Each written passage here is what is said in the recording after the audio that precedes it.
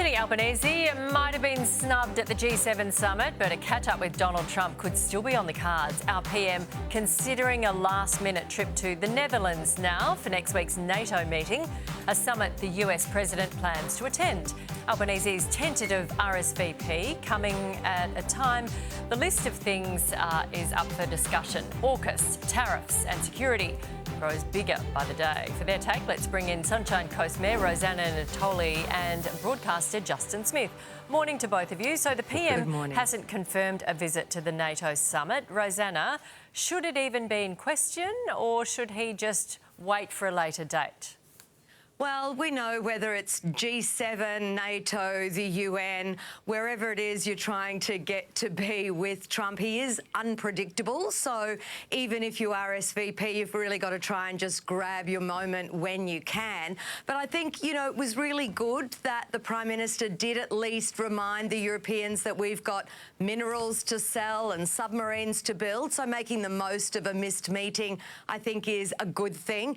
But let's also remember that, you know, Trump can cancel a meeting, you know, with half the world on a good day. So it's more important that we focus on the relationships than a handshake and a photo op, because that's what this is.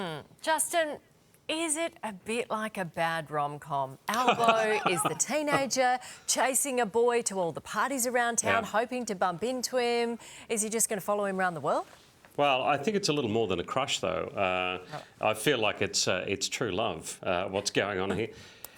I think we've got to lower expectations about this meeting, though, don't we? I mean, a lot has been made about what's going to happen there, you know, and yes, it's all important stuff. He's got to do it. I mean, there's no doubt about it. And yes, if he's got to go to the other side of the world, but let's not forget who we're dealing with here. And even a Trump supporter would know that, you know, in these meetings with Trump, it's driven by self-interest and ego. So, you know, Albo could very well go, the Prime Minister could very well go to this meeting and then come home like a kid with a handful of magic beans and not get much at all, and possibly even get used at that meeting to, you know, sort of coddle up to Trump's ego. So I think we need to lower expectations about what's actually going to come out of this meeting. OK, moving on. The Independent Schools Association is calling for kindness classes to be taught in schools. The national education body pushing for separate lessons on empathy, resilience and emotions in a bid to prevent bullying. Rosanna, important lessons, should they be the responsibility of teachers? Well, you know what? We need to do something different, because if we keep doing what we've always done, we won't get the change that we need in this bullying space. So I think, you know, kindness and empathy are certainly skills our children and teenagers need. If we can manage to squeeze algebra into a teenage brain, then I think a little bit of empathy, there might be room for that as well.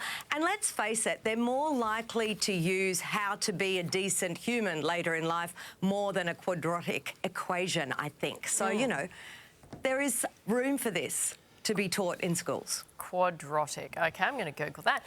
Justin. Could actually be quadratic. I might have just mispronounced that. Maths before teachers, everyone's onto it. help us. We do need you. Justin, what do you think? Oh, it's a good idea, because you have a look around the world and compassion and kindness is a little out of favour at the moment, isn't it? You know, it's not the kind of thing we're seeing when we turn on the TV. So any more, you know, if we can inject it, but it obviously shouldn't be stopping at the schoolyard, but not a bad place to be starting, is it? Yeah, resilience as well, and empathy. And, you know, some kids don't get that in their home too, remember? Finally, in a bid to try and level out the playing field, a New South Wales junior footy team is jumping on the scales. The Penrith Junior Panthers trialling out a weight for age comp where young players will be weighed and allocated a side based on their physical size. It's all in a bid to make junior sports safer.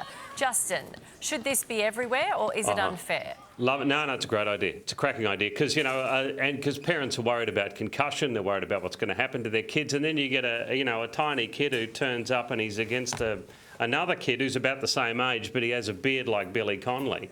You know, so I mean, I think it's a cracking idea. Yeah, Rosanna, it's one thing if your kid's at the bottom of the scrum or being pummeled, if your kid's the little kid, but it could be also hard if your kid's being weighed and they have to go up a few levels. But you know what? What this actually shows, if you look at the Maroons last night, it's not just about your size. Triumph comes down to heart. Oh, there you go. Spoken by a true Queenslander. Where are you from, Congratulations. Rosanna? You've got Where to are you have the from? ticker. Well done. See you next week. Here's See Shirley. ya.